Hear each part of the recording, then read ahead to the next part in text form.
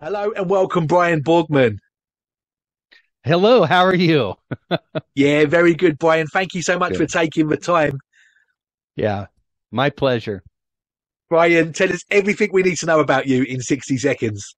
I'm married to Wonder Woman. Her name is Ariel. She's absolutely fantastic. We'll be married 37 years this year. And I've got three grown children, and I've got six grandkids. And I just clocked my 30th year as the founding pastor of Grace Community Church this last weekend. I think that's 60 seconds. Brilliant, wonderful, wonderful, Brian. Well, let's go back to the beginning. How did you become a Christian? Yeah, so I was raised Roman Catholic, and my dad was raised in a small German Swedish farming community in Northern California, and so he was raised Catholic. My mom wasn't raised anything, but she had to become Catholic to marry my dad in 1966, and so my mom and dad were Catholics. My mom got remarkably converted around 1978, I think. Really just stunning. My dad ended up having a crisis of faith. He's listening to J. Vernon McGee while he was a truck driver for United Parcel Service. He was listening to McGee. He didn't feel it was right to read his Bible because, of course, he was Yeah, that generation. And so a priest actually told him, "Hey, it's okay, read the Bible." He started reading the Word. He got converted, and then I was the holdout. I was an altar boy. I was, even though I was wicked, as a 12-year-old boy, I took a tremendous amount of pride in being Catholic, and so my mom and dad told me, "Hey, we'll take you to mass every other week. You come to church with us every other week." And I said, okay, well, I mean, that seemed fair, right? And so, but God really started to work in my heart at about 12, 13 years old, just deep conviction of sin. Uh, my mom gave me a Bible and I started reading it because, it's just sort of a Catholic mindset, maybe do more religious stuff and you won't have to feel so guilty. And I, um, I finally came to the realization by God's grace, reading the Sermon on the Mount, that I would never be good enough unless your righteousness surpasses that of the scribes and the Pharisees. You will not inherit the kingdom of heaven. And I just began to see that God actually loved me. He wasn't angry with me, ready to squash me, and that Jesus, not the church, was my savior. And I was 13 years old. yeah, wow, wow, amazing. So, when did you feel a call to ministry? Well, it was sort of interesting. We didn't know anything, right? I mean, we're raised Catholic. We had very little understanding.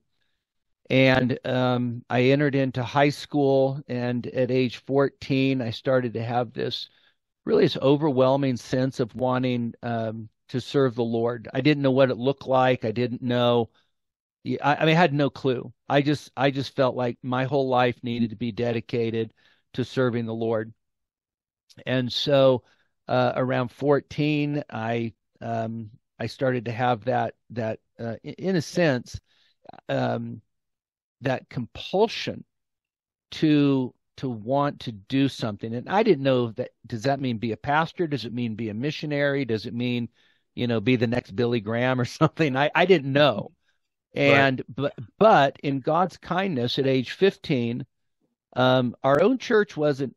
Uh, I'll just put it this way, brother. The church that I went to, they didn't know what to do with a 14, 15-year-old young man who was earnest and zealous for the Lord, um, and thanks be to God, a neighbor of ours put me in touch with her nephew, who was a Southern Baptist pastor in Texas, and he befriended me and helped me a tremendous amount during my teenage years in terms of understanding, at least more clearly, the call, what that might look like, And so when I became college age, I went to Biola University in order to become a Bible major.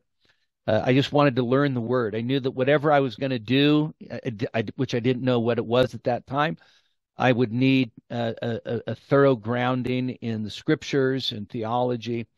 And then I went up to seminary in Portland, and that's where I think that my sense of calling began to be more focused, and it was there that the idea of planting a church and then pastoring that church became very clear to me. Yeah, wow. Brilliant. Well as all of the other things that you do, Brian, you're also an author. And you've just written a new book on Ecclesiastes. And Ecclesiastes is such a helpful book within the canon of scripture, isn't it? What made you want to write a commentary on it, and why now? Well, that's a story because I, like just millions of other believers, I was intrigued by Ecclesiastes because there's so much stuff in Ecclesiastes that just sounds so weird. So I hated life, or money's the answer to everything, right? And you're like, how did this get in the Bible? Right, yeah. And so in college, I took every class I could that would touch on Ecclesiastes, whether it was wisdom literature elective or whatever. I did the same in seminary. I just was intrigued with the book, and so as time went on, I started to realize that it was. I guess I could say it like this. I felt that there was something in the book that I was missing, but that if I could find it, it would be profoundly helpful. And so it really started me on a quest of just digging into the book. I would collect, I still to this day collect journal articles, every new commentary that comes out, and just scouring through.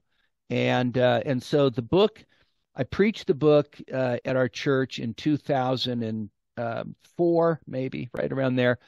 And but I never stopped. I've in a sense I've written three books on Ecclesiastes over the years. And it was this last one that where I felt that just sort of the process of maturing, having become a grandfather, having my mother die, having had a massive brain tumor in 2016, all of these life events really sort of compelled me to get back to this book that had always just intrigued me. Yeah, yeah. Well, all good hermeneutics means that we need to start at the beginning and look at the genre and the author. So, who was the author of Ecclesiastes, and what do we know about the life that he lived? So I would argue, and it is the minority report, I think. I would argue that Solomon wrote Ecclesiastes. Now that doesn't seem highly unusual to the ordinary Bible reader, but it is sort of unusual in scholarly circles to affirm Solomonic authorship. But I think that Solomon is the writer. I also think that with Walt Kaiser, uh, that this reflects expresses Solomon in old age, and hopefully is reflective um, of a repentant perspective on on the life that he had lived. Yeah, yeah. You've written in your book, and I've heard you say this before, that Ecclesiastes is often misunderstood. And you've read all that there is on the internet and in print about this book. Why do you think that it is misunderstood, and what are those misunderstandings?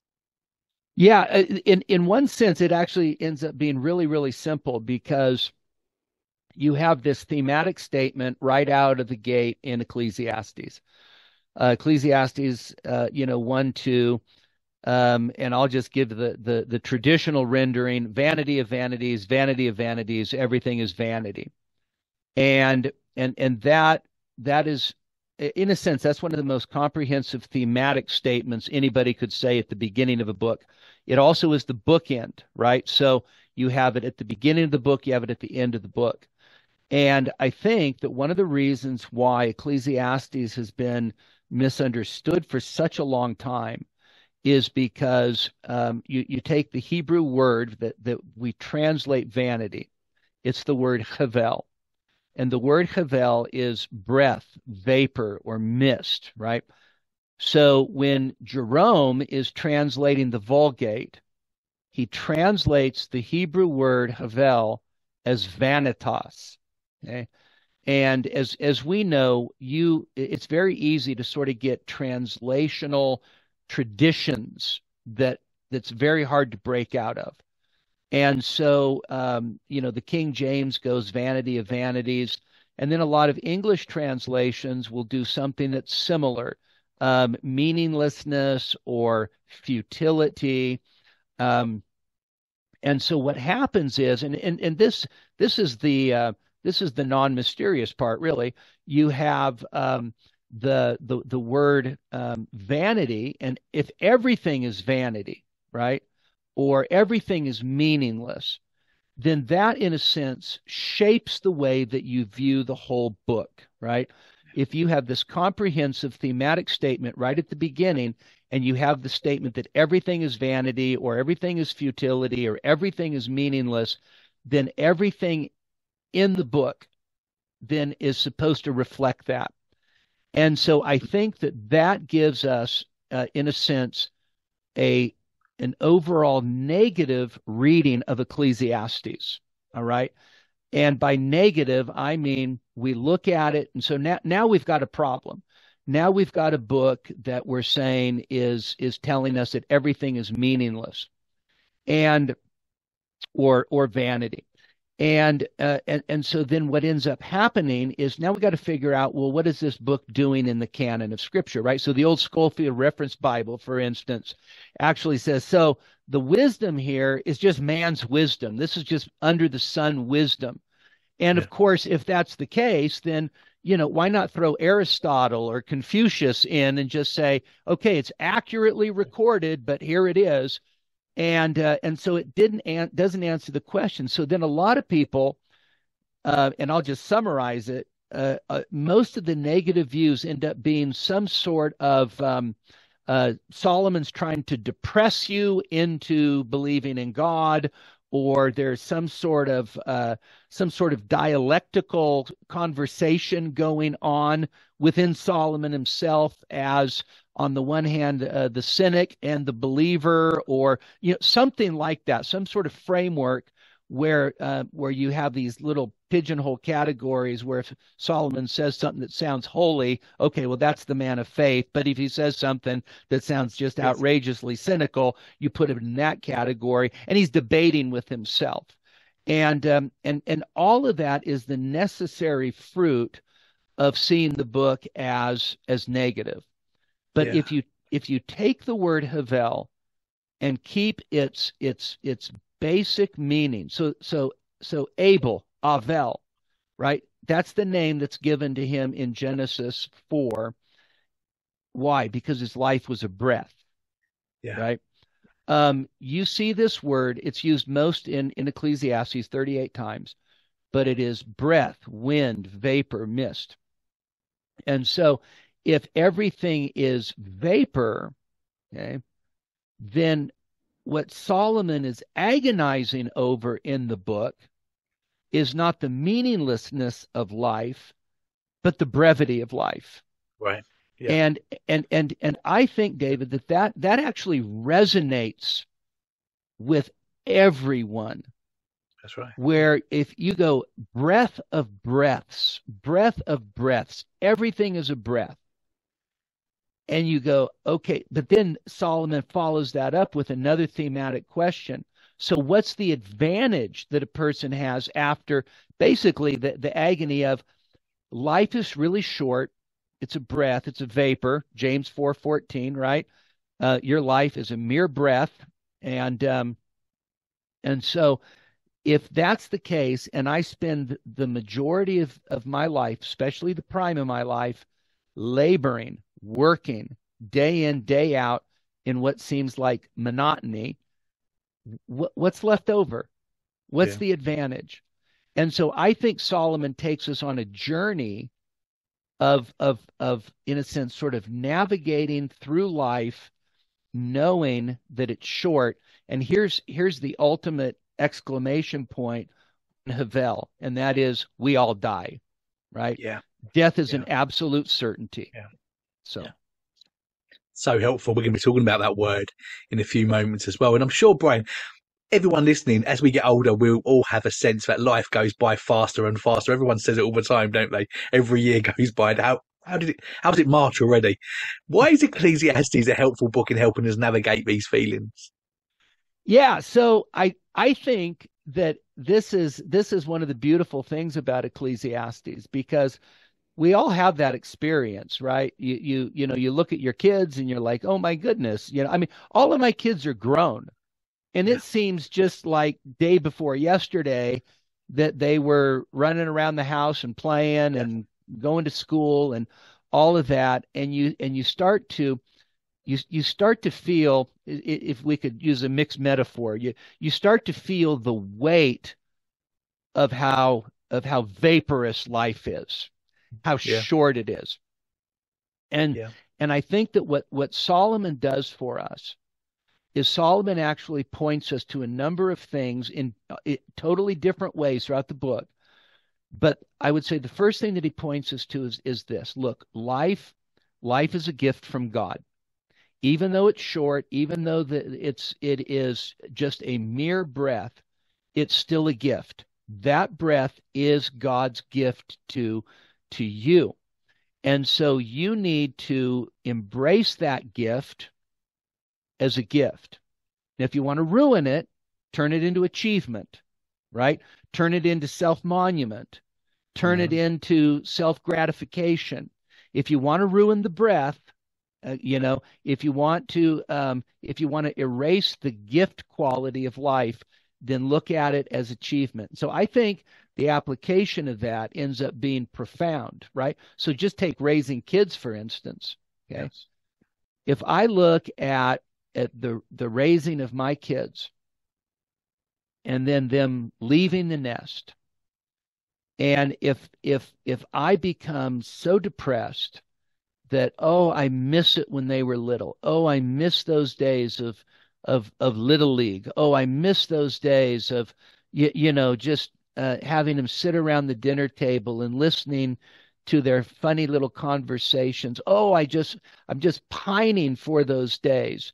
Then what we're doing is we're actually casting a very dark shadow over the next chapter of a mere breath, right? So Mm. if I'm looking back with regret and I can't believe how Well, fast it's gone, not only do I fail to look at that past chapter as a gift, I'm failing to look at the present chapter as a right. gift.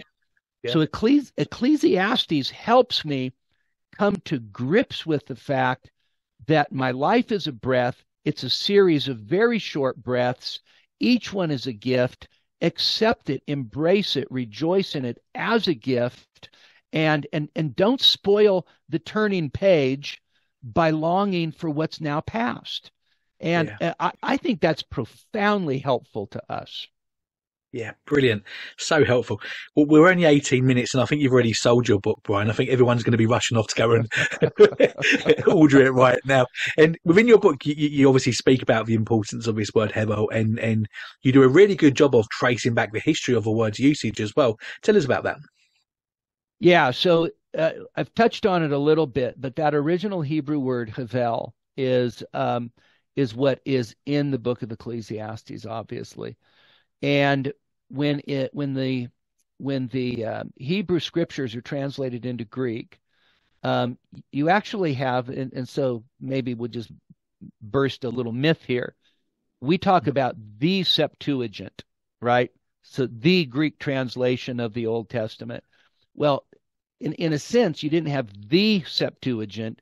You had a variety of Septuagint versions, right? And so they come to Ecclesiastes, and this might be more technical than you wanted, but I love talking about this stuff. They come to Havel, and so one version of the Septuagint is the predominant version. They translate the word in a way that could be translated emptiness. All right. Now, by the way, there are other ways to translate that word, but that seems sort of like a natural way. You have three other versions of the Septuagint that all translated Havel with the Greek word atmos, which is the same word that's used in James 4:14. Do you not know that your life is a vapor?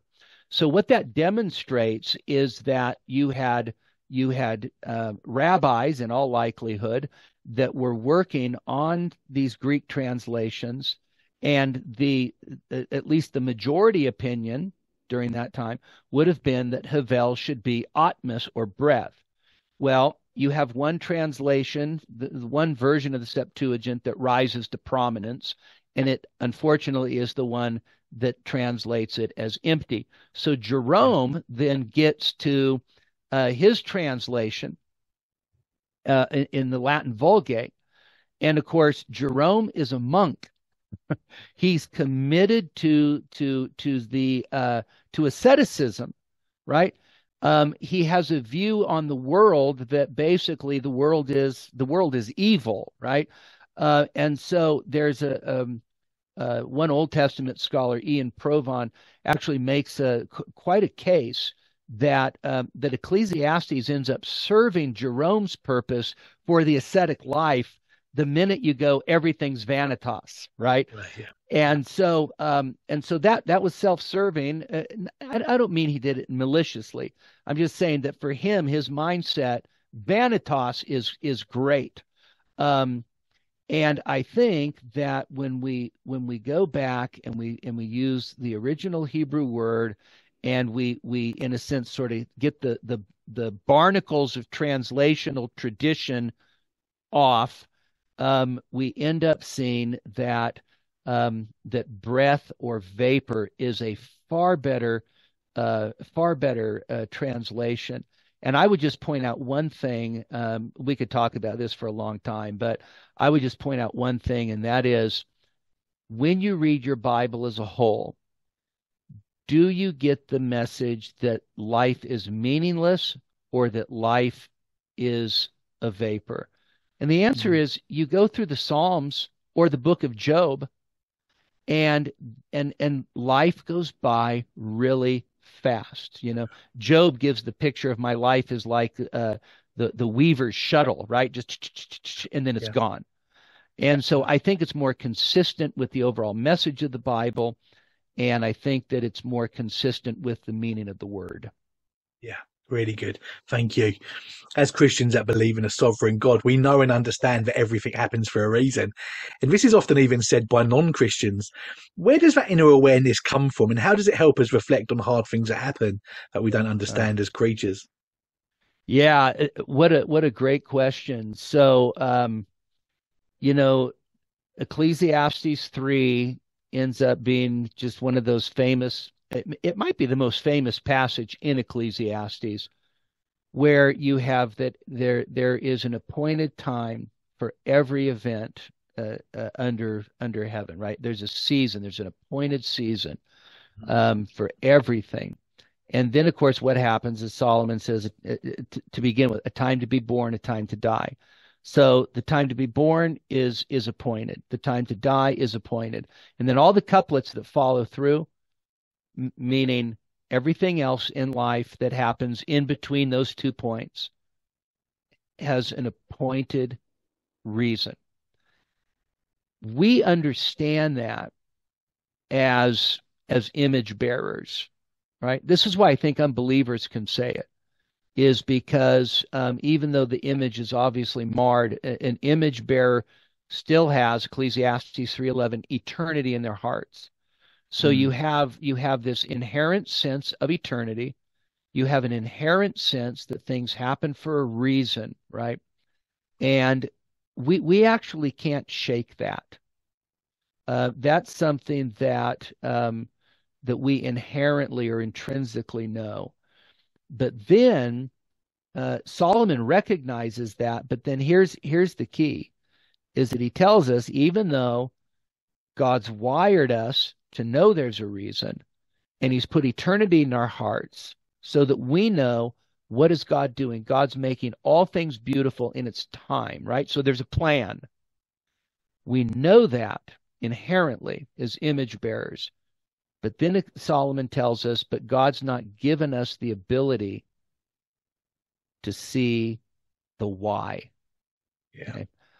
And so the response for us so as believers, with our understanding God's sovereign over every detail of life, okay, I have to recognize that this side of heaven, I'm not going to be able to see all the pieces of the puzzle.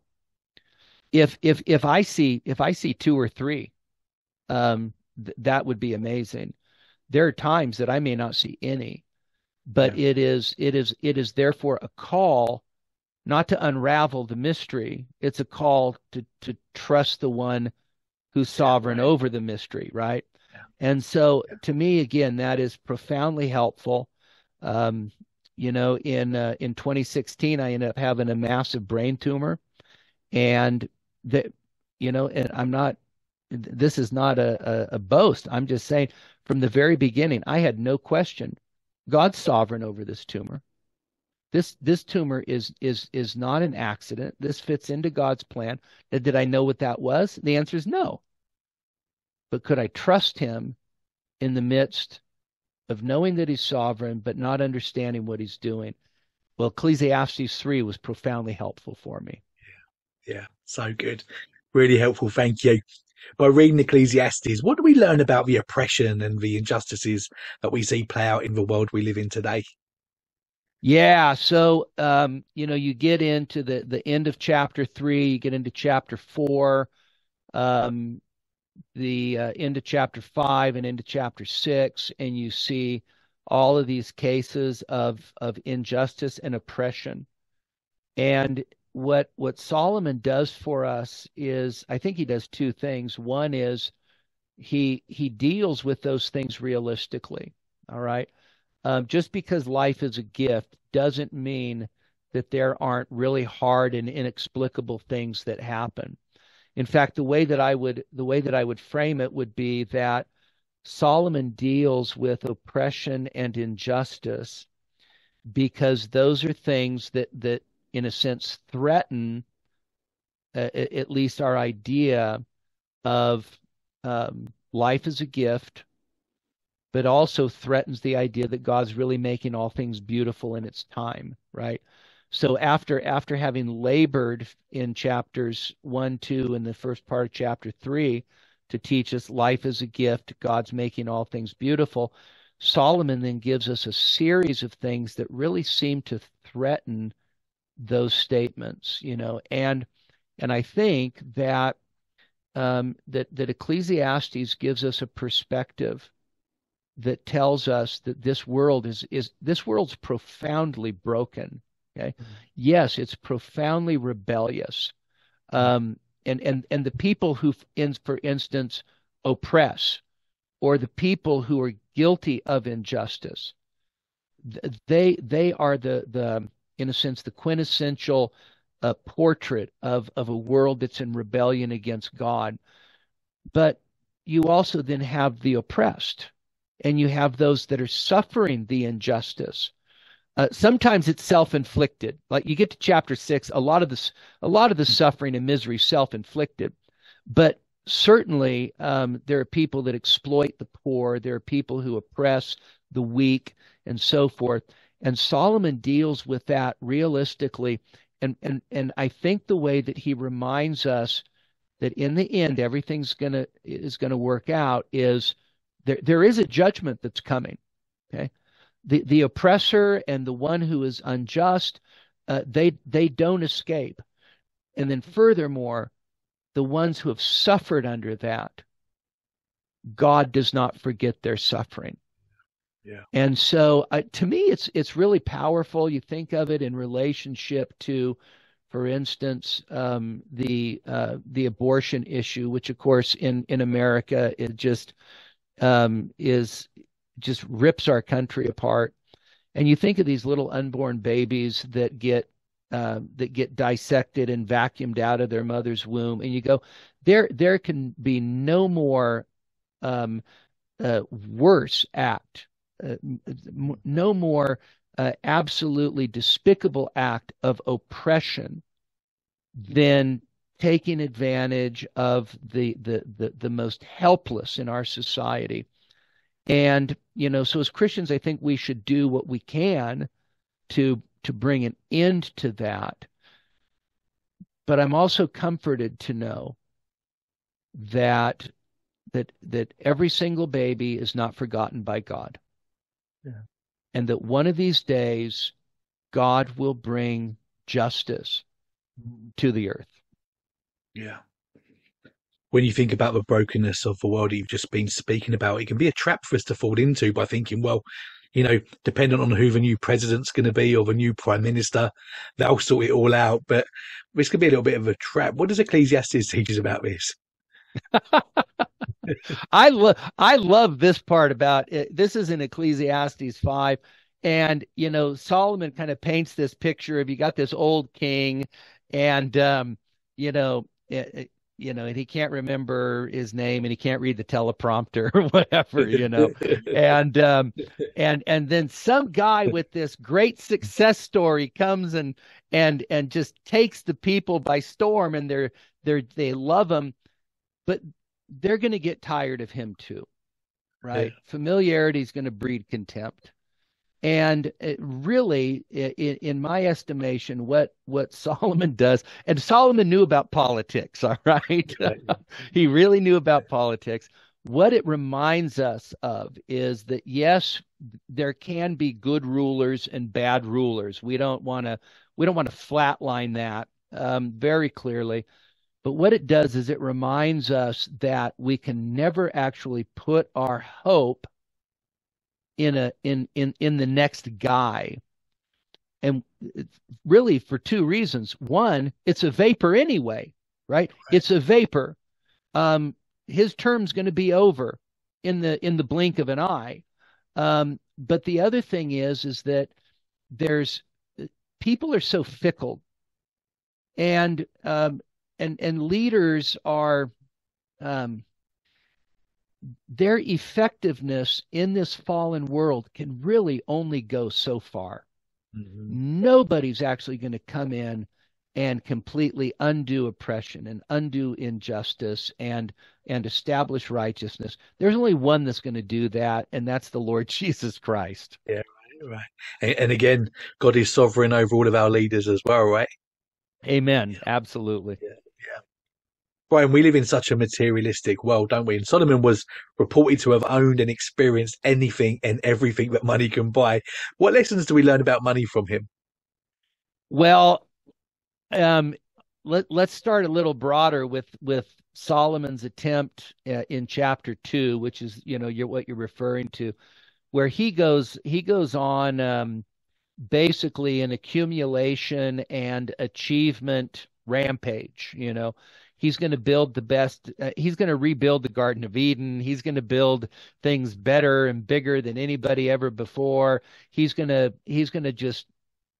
create the 7 wonders of the world. He's going to have his name on every street sign, and he's also going to use drink and, in all likelihood, the physical pleasure. And the question is, what is he doing this for? Well, if we read the whole of chapter 2, what we find out is that Solomon, in a sense, is trying to mitigate that sense that life is a vapor, right? Is there anything that can actually get me past this angst over that life is a vapor? And what he finds out is that all of the stuff that he accumulates, all of the stuff that he does, all the pleasure he tries to experience, I would put it this way. He realized that you can't vaporize Havel with Havel. right? Or you can't vaporize a vapor with a vapor. Right. And so that's why he says, I turned around and I hated life. I realized all these achievements that I had, all the money that I made, all of the assets that I accumulated, I'm going to leave them to somebody else. I don't know what they're going to do with them. I could leave them to Junior, who's going to just absolutely have no appreciation and waste them away. I don't know what's going to happen. And so Solomon talks about money in Ecclesiastes at a number of points. And I want to say two things that we really take away from Solomon's teaching on money. And you see it in different ways. The miser who ends up eating in the dark by himself, and some of these dark pictures.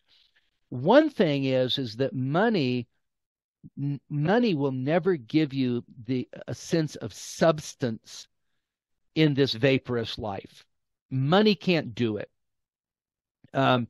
Money simply is not what's going to give you a sense of weightiness, right? So when I think of Ecclesiastes, right? So God's glory is weightiness, right?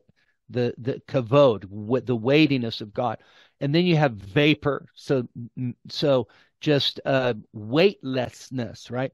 And so when you think about money, money doesn't add any weight to life. It doesn't give us a sense of, I finally arrived, or right, because the famous statement by I think it was Dale Carnegie or one of those super rich guys in the 1900s. How much is enough? Just a little bit more. Solomon says that's the problem with money, is that you're never going to be satisfied with it. But he also says, and this is my paraphrase, if you have to choose between having no money and having money, you're going to choose to have money, because money actually does serve a purpose, right? Yeah. And so I think Solomon gives us a very, very balanced perspective that money does not solve your problems. If you live for it, it will destroy you. But actually having some kind of helps in this life, Yeah. As with all things, there are ditches on either side, aren't there, when taken to Yes. the extreme? When we think about our life here on earth, we have on one hand voices urging believers to live their best life now, almost in disregard to eternity. And then on the other hand, we have these voices encouraging us to put our heads down and to look for nothing in this life and mournfully long for heaven. What are your thoughts on this, Brian? Well, I think that that's exactly true, as you have these two extremes. And I think that Solomon would have scoffed at both extremes. In fact, one of the chapter titles is "Your Better Life Now," right? And not your best life. Okay, the Christian cannot have his best life now. Our best life will come when we're face to face with the Lord and in His presence. But you can live a life of fearing the Lord, walking in wisdom, doing good, enjoying life as a gift, and that makes life better. I tell our congregation from time to time, I'm like, if you want to slow down the sense of how fast life is going, just be a miserable person. Misery will slow things down for you, right? But if you're living a life of wisdom, a life of joy, a life of gratitude to God, it's going to go by pretty quick. And that's the better life, right? The better life than the miserable life. But on the other hand, the whole, stick your head in the sand. There's nothing good in this world. Everything is evil. Everything is bad. What I think that does is I think that diminishes the goodness of God in this present life. God's given us all things to enjoy. That's what Paul tells Timothy. We're to receive those things with a sense of gratitude. And so, a dear brother who really helped me a lot on the book and said some nice things about it. He said to me, and this was the perfect encapsulation. He said, after I read it, I wanted to go for a walk with my wife on the beach, play with my kids, and have a really good meal. And I think that those things, although a vapor, those things are God's kindness to us in Yeah. this Yeah. fleeting life. Yeah. And so enjoy them. Don't disdain them. Don't disdain them. Yeah. But enjoy them. Yeah. Really helpful. Thank you. Brian, you managed to get Paul Washer to write the foreword to your book, and he was also very encouraging in what he said about it. How did this all come about? Yeah, I wrote a book a few years ago called um, uh, "An Exile's Guide to Walking with God," and it's a devotional exposition of Psalm 119. And I, on a whim, I thought, I'll ask Paul Washer if he'll take a look. I'd done some projects with him in the past through Heart Cry, and so I sent it to him, and he was just incredibly kind. I mean, uh, Paul Washer is truly a very, very humble servant of God. He wrote a really, really nice foreword to that little book. And so I thought, well, maybe he'll take a look at this, and I'm also thinking, so I want people that are going to read it with a critical eye. So I sent it Yeah. to an Old Testament scholar that I don't know, so he wouldn't feel an obligation to say something nice just because we might be Yeah. Right. friends. And I thought, well, Paul is such a sold out servant of God, right? Um, I want him to look at it and give me his feedback. So shot him an email. He said, sure, send it to me. He says, I probably won't get to it for 2 weeks, which I mean is 2 weeks would have been really fast, frankly. And 2 days later, he got back to me with a Wow. phone Right. with a phone call, and he was so encouraging. I couldn't believe it. Um, I'm standing there and I'm looking at my wife, and I'm like, "Usher's on the phone,"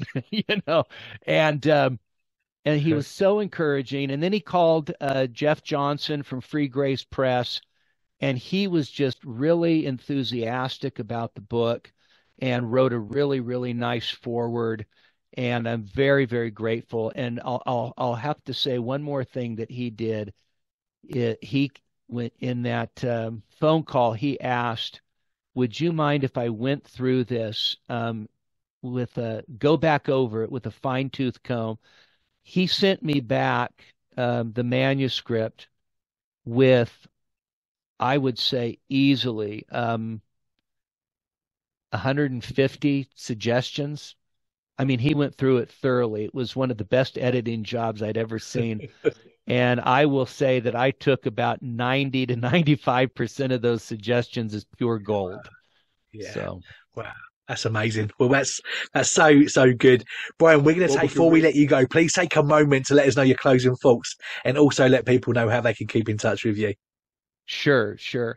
Well, if I could just give a closing thought on Ecclesiastes, really the burden of doing what I've done is to try to demonstrate that it's a positive book that gives us a very God-centered view of life, that enjoys the gifts of God in this short, vaporous life, and how to navigate through the stuff that doesn't make sense.